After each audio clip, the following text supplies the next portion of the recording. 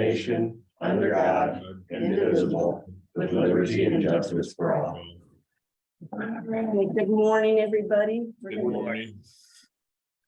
Open the window. It is open. I know. That's good. All right, so we need to approve the agenda, but we also need to add. Yes, Okay, says to change the max levy hearing to March 27th at 9:00.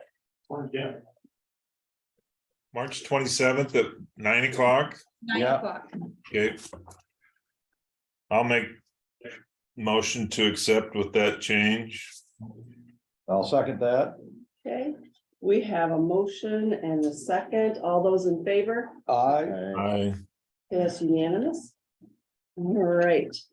Approve the minutes from February 27th. Well, I looked through all of that, a lot of resolutions in that, but I believe everything looks correct, so I would make a motion to approve. I'll second. Okay, we have a motion and a second. All those in favor? I Okay, unanimous, motion carries. All right. Excuse me, general public concerns. No one on Zoom but Bruce. I don't see anybody else in here, so I think we can go past that. Corey, do you want to go early? I can. Okay, you're up. I'm just seeking approval to hire Hannah Botany as a jailer for the Humboldt County Jail. I believe her starting pay would be $18.60 an hour. She is going to be replacing Mary Olson, who has submitted her retirement papers. She'll work through towards the end of May. And then she has some vacation days to use. So actually her official last day on the books will be sometime after the 1st of June. But this way we feel this gives us 2 months to get Hannah up and going, trained and learn everything. And that way, when Mary is no longer on the schedule, Hannah can jump right in hopefully and pick right up where we left off, and we're not really missing anything. So Does she get to work prior to Mary officially leaving? yeah, so I guess on that, what I would like is for her to start this coming Thursday, the 9th, would be her official first day. And then like I said, then she would have a little over 2 months actually of training time. Well, that'd be great. Yeah, it would help us out a lot. So that's what I guess I'm asking for, is just the approval for that. Well, these need to be two separate motions, but I guess I would motion that we accept the retirement of Mary Olson. Thank her for her time as jailer. Appreciate it. And if we can do it at the same time, I'd also motion to approve the hiring of Hannah Botany, the part-time jailer at $18.60 per hour, starting on Thursday. March 9th. I will second that. Okay, we have a motion and a second. All those in favor? Aye. Okay, motion carries unanimous. All right. You got it. That was painless. Yes, it Thank was. you, Corey. All right, thank you. Appreciate it. Yep, thanks, Corey. Have a good week. Ben, yeah. No, you gotta go wait another half hour. Yep, we're ahead of schedule today. Nice. She might make this in 15 minutes. Right. Don't talk very long. I have an application to work in the county right away with MediaCom to install fiber optic line from the high school blacktop up to Rutland. They've got 7 pages of plans. I didn't make That's fine. copies for Yeah. everybody. Basically, they're wanting to run in the west ditch up there along the back slope. We've got quite a few utilities already in the east ditch, so the west ditch is open. No malfunctions that, They got a separate permit from the state to bore underneath Highway 3. Any pavement crossings for us, they will bore. I believe they'll open cut the one gravel crossing that they've got, which is in the west curve south of Rutland. Should be the only gravel that they'll end up crossing. How do they go? Do they go under the river then, Ben? They've got permission from Mid-American to tie to their existing power poles on the east side there. So once they get across the river, they'll run in the east ditch inside city limits. And then eventually, I think the very last page, it's got them starting to head west out of town, but they stop by the trail. Okay. That'll be a nice improvement for Rutland. Yeah, Oh, man. yeah, they'll have high-speed internet over there. Awesome. Yeah, that'd be great.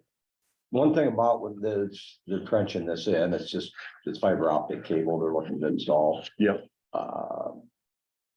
Probably where they're doing it, not much a concern of cutting any tile lines or. There shouldn't be. I did point out where we have a county main just north of Highway 3. That's on the set of plans as well as the additional notes. They will be looking for private tile, but without any maps. Right. It's always a concern. Yeah, you're basically looking for clay tile chunks to come up when you're knifing it in. Yeah. No, I mean, And that should come up. I mean, if they're, Yeah, I mean, so, or Yeah. we find them later, oh, okay. you know, it might No, be 5 years from now that all of a that's the sudden a hole shows up in the road or in the road ditch and Gotcha. we have to make repairs then. But usually the companies are really good at reimbursing us. well, let's hope that doesn't happen, but everything else is in order. You said, Ben, I'd make a motion to approve that application to work in the right of way for MediaCom.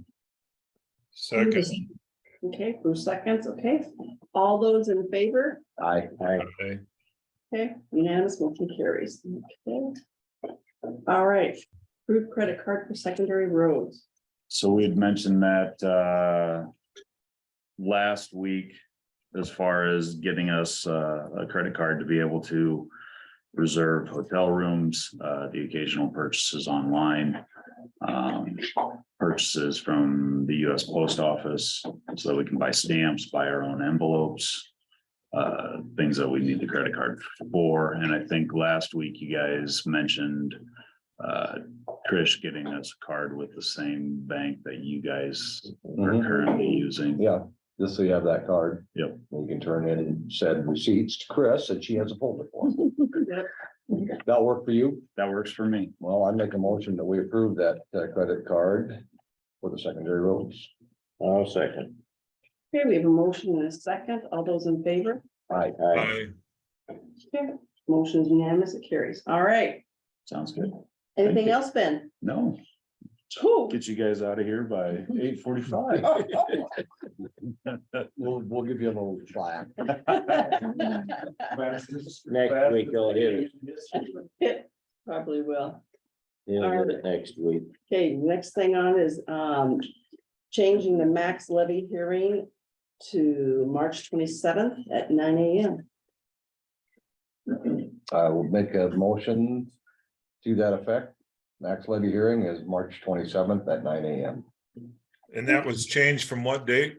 That was 13th, a week from now. 13th, boy, yeah, that's why I just want to make sure that that's dropped on the Boyd. 13th, Void the 13th, changed to the 27th. 27th. I'll Correct. second Eric's motion. Okay, we have a motion and a second. All those in favor? Aye. Aye. Aye. Okay, it's unanimous.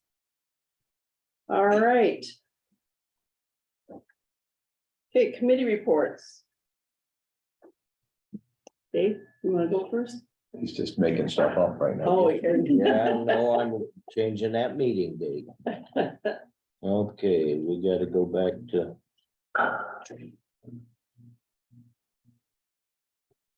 Yeah. Okay. 28th, we had a safety meeting up here. Also at 5:30 that night, we had the assessors. Wednesday, the 1st, I had a Region 5 Zoom meeting for hazmat.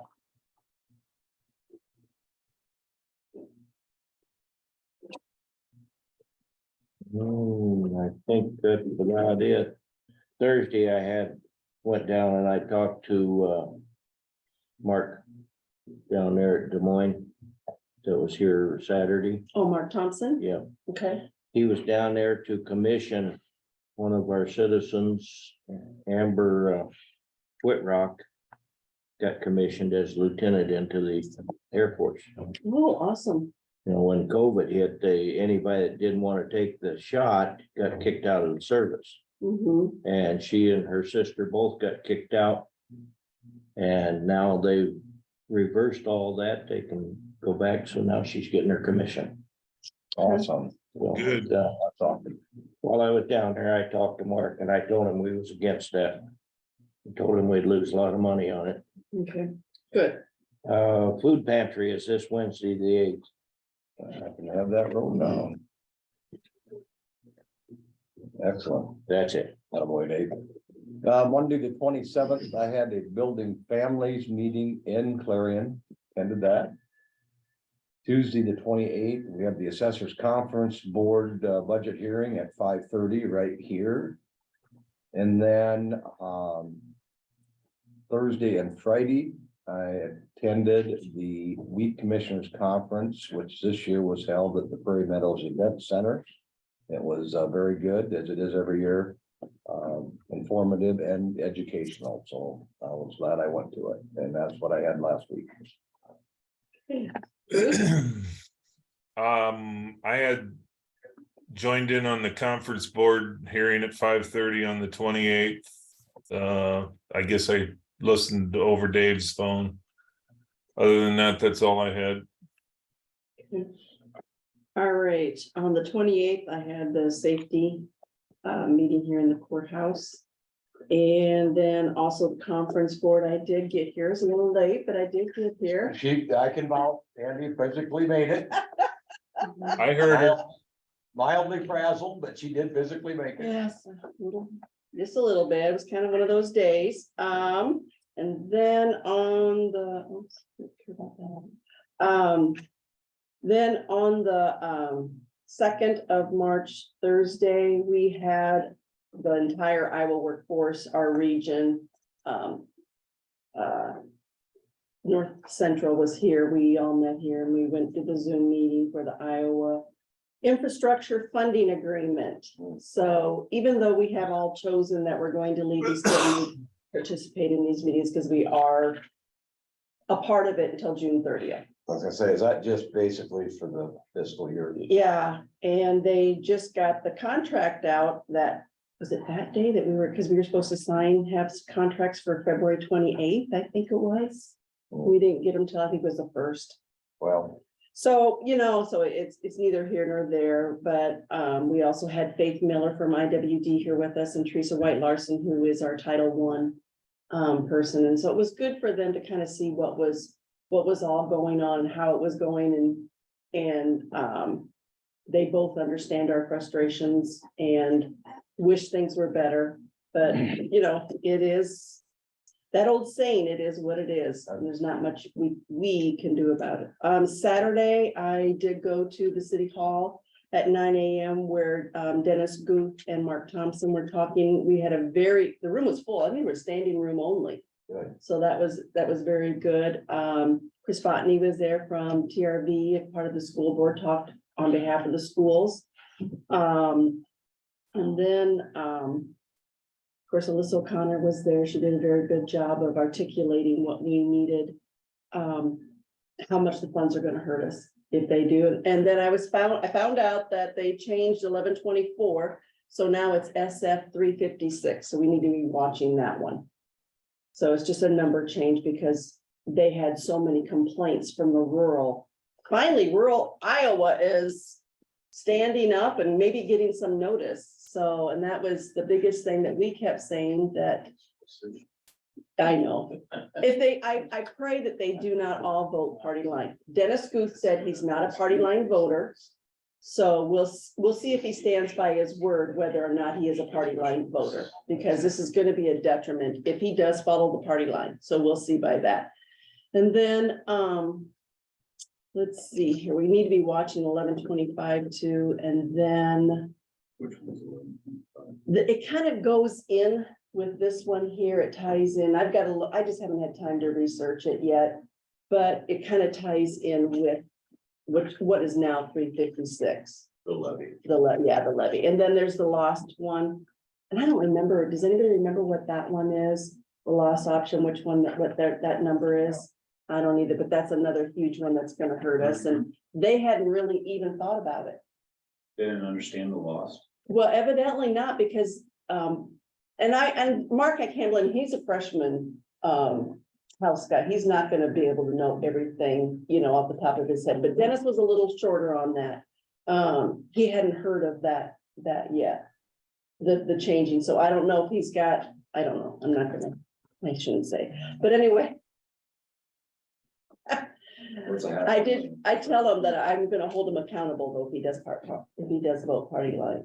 Because that's what I told him, he had said to him, well, Hamilton's gonna lose 900,000, well, Hamilton's a bigger county, of course they're You gonna. said this 1124 was kind of scuttled, and now this Senate Bill 356 is the right. one that's gonna move forward, and I'll have to go through the. Right, but we gotta yeah, right, and that's why I said the 356, we need to be watching that one, they just changed numbers, and I get it, I mean, I suppose they change it, so they gotta change numbers, but then it's also another way to unguard maybe people a little bit by doing that. Because they're looking for the 1126. Right. 5. Right, They don't see it anymore. right, so we It's just. the all paper need to- shuffle. That's right. Mhm. Yep. So we just need to be really watching those, and we've got to all, I was really impressed, we had, some mayors there from the other towns, I mean, the thing was full, so and everybody was pretty open about everything and talking about everything, so that's it. The one thing that when Sandy and I visited, I would say that the counties that around us that, he mentioned Hamilton County, well, almost every county around us has wind farm. And Mhm. they have revenue that come in from that. We don't, so 500,000 would almost cripple us Mhm. versus they have ways of being able to pull some of that money and use it somewhere else. So we can't sit idle. We have to make sure to hold them accountable for that, because 500,000 would be huge in our budget. Right, Yeah, so you'd have 500,000 in lost and 500,000 in max levy. So you'd be looking at $1 million off of whatever our county-wide budget is right now. right. And I also mentioned to Sandy, I said, it's almost, remember a couple of years ago when they were talking about kind of weaning some of these courthouses, it almost makes me wonder if they aren't trying to squeeze some of the smaller ones, shut them down. And I guess they're trying to bankrupt the papers, but that kind of goes around with us. Oh, we'll just put on the Secretary of State's website for you guys as legals and stuff. Right. So Yeah, I gotta write a note off to Guth and say, please don't let this happen, call me and talk to me about it. But Good, we'll yeah. see. And I think that's a part of it. We just gotta keep writing to these people, calling to these people. If they don't call you, just keep hounding them. I mean, we've keep all me in been- pain. Right, yeah. Yeah. And I was really, when I talked about we have a good quality of life here in Humboldt. If we lose that money, it's gonna definitely hurt that. It's gonna hurt our sheriff's department. I mean, the city talked about how it's gonna hurt their police department.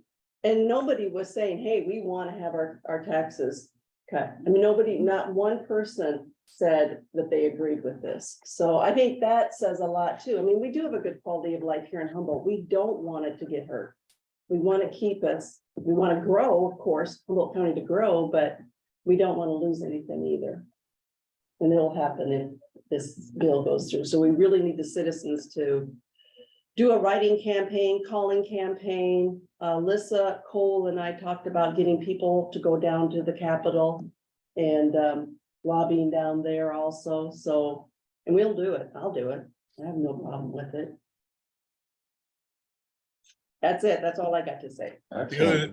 Sandy, the other thing I would mention, Dave said about the food pantry. I know that that's coming up on Wednesday, and I just remind people, almost every food pantry in the state, in the nation, is running behind.